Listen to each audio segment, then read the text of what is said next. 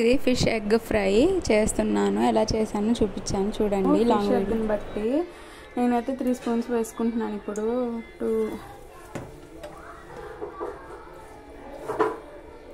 3 వేసేసుకున్నాను.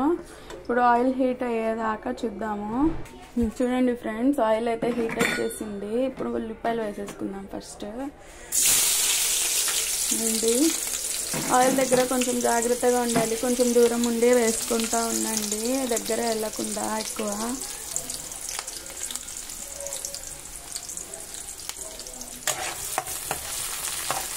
ఇట్లా ఫ్రై చేసేసుకున్నాము. ఇది అయితే ఎగ్ ఫ్రై ఎవరైనా తింటారు ఇట్లా చేసుకుంటే. టేస్ట్ అయితే సూపర్ ఉంటుంది. అయితే ఇప్పుడు మనము ఉల్లిపాయలు వేసుకున్నాం కదా, ఇందులో కొంచెం సాల్ట్ అంటే ఉప్పు, నేను చెప్పాను కదా నేనైతే గ్రైండ్ చేసి పెట్టుకున్నానని, ఆ ఉప్పును పసుపు వేసుకున్నాం. ఇందులో ఉప్పు అనేది ఫ్రై కాబట్టి అది కరగదు లావు ఉప్పు వేస్తే, అందుకని నేను మిక్సీ పెట్టేశాను పెరుగన్నంలోకి వాటిలోకి కూడా తినడానికి. ఇవ్వండి ఫ్రెండ్స్, వేసుకుంటున్నాను 2 స్పూన్స్ ఆఫ్ సాల్ట్ వేసుకుంటున్నాను. నేనైతే నూరు పెట్టుకున్నాను. ఇవ్వండి ఫ్రెండ్స్, నేనైతే చెప్పాను కదా ఇందులో ఆయిల్ ఎక్కువ పడుతుందని, నేను ఇందాకలా 3 స్పూన్స్ ఆఫ్ ఆయిల్ వేసుకున్నాను. ఇప్పుడు మళ్ళీ 4 స్పూన్స్ వేసుకోమన్నారు మమ్మీ. 2 3 4 ఇప్పుడైతే 4 స్పూన్స్ వేసుకున్నాను మొత్తము. ఇప్పుడే వేసేసుకోండి ఎగ్ వేయకముందే. కన్నా ఇక్కడ ఈ ఎగ్ ఫ్రైకి ఎక్కువ ఆయిల్ అనేది పడుతుంది. ఈ ఉప్పు నేను మామూలు ఉప్పుని మిక్సీ పట్టాను అన్నాను కదా, అందుకనే ఇట్లాగా చేసుకుంటున్నాను. అది మామూలుగా అందరి స్మాష్ అయిపోయి అన్నిట్లో కలిసిపోవాలని. ఇప్పుడైతే అల్లం వెల్లుల్లి పేస్ట్ వేసేసుకున్నాము. ఇవ్వండి ఫ్రెండ్స్, వేసేసాను నేనైతే. కొంచెం జాగ్రత్తగా ఉండండి, ఆయిల్ దగ్గర చిన్నపిల్లలకి రానియకండి ఇట్లాంటివి చేసేటప్పుడు. ఇవ్వండి, ఇట్లాగా అల్లం వెల్లుల్లి పేస్ట్ వేసినప్పుడు ఏం చేస్తారంటే హై ఫ్లేమ్లో పెట్టుకోవాలి. స్మెల్ అనేది సూపర్గా వస్తుంది. ఎవరైనా వచ్చిన ఇంటికి బాగుంటుంది. ఆ టైంలో ఏం చేశారని అడుగుతారు.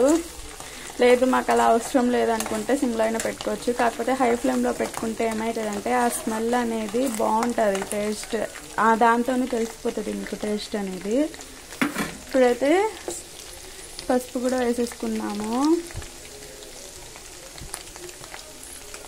నేను 2 స్పూన్స్ ఆఫ్ ఇది పసుపు వేసుకున్నాను. 2 స్పూన్స్. ఇది కలిపేసుకున్నాక ఇప్పుడు ఇందులోకి ఉప్పు కూడా వేసేసుకున్నాం కాబట్టి ఎగ్ వేసేసుకున్నాము. ఎగ్ ఎవరైనా ఇదిగోండి ఇట్లా ఉంటుంది. ఇది మనం బాగా మంచిగా కడిగి పెట్టేసుకున్నాను నేనైతే. ఇప్పుడు వేసేద్దాము అందులోకి. ఇదిగోండి ఫ్రెండ్స్, వేసేసాను ఎగ్ అయితే. ఇప్పుడు ఇది కలిపేసుకోవాలి.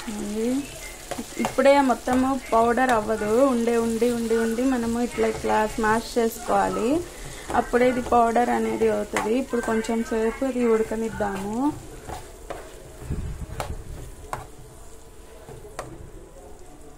ఇది ఫ్రై అయ్యేదాకా. చూడండి ఫ్రెండ్స్, ఈ ఫ్రై అనేది హై ఫ్లేమ్లో పెట్టుకున్నాను.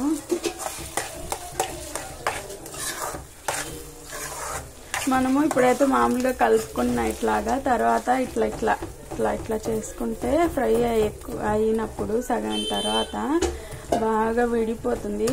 ఇది ఇట్లా విడిపోతే అంత టేస్ట్ అనేది వస్తుంది మనకి. బాగా ఫ్రై అవ్వాలి. గుడ్డు ఫ్రై అయితేనే టేస్ట్ వస్తుంది. అది కూడా చూపిస్తా చూడండి లాస్ట్లో కూడా. ఇట్లా కలుపుకోవాలి. మనం కలిపేటప్పుడు మామూలుగా కలుపుకోకుండా ఇట్లా స్మాష్ చేస్తూ ఉండాలి, అది విడిపోవడానికి అని చెప్పి.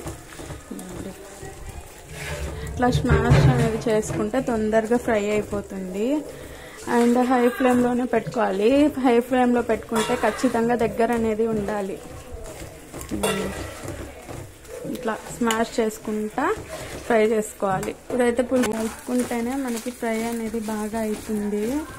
అందుకోసము కలుపుకోవాలి. ఇది ఫ్రెండ్స్ ఫ్రై అని చెప్పా కదా, ఇదిగోండి ఇట్లా చేసుకోవాలి. చూసారా ఎంత పొడి పొడిగా ఉందో. ఇంకా ఫ్రై అవ్వాలి. ఇది మొత్తం కొంచెం రెడ్ కలర్ టైప్లో రావాలి, బ్రౌన్ టైప్లో బాగా వేగినాక కారం వేసుకోవాలి. ఇప్పుడైతే పులుసు చూద్దామా ఎలా ఉందో. ఇదిగోండి ఫ్రెండ్స్, కొంచెం ఇది కూడా ధనియాల పౌడర్ వేసేసుకుందాం. ఇంకొంచెం ఫ్రై అవ్వాలి. అప్పట్లోపల ఫ్రై అయిపోతుంది. కారము ఇవన్నీ వేసుకున్నాము.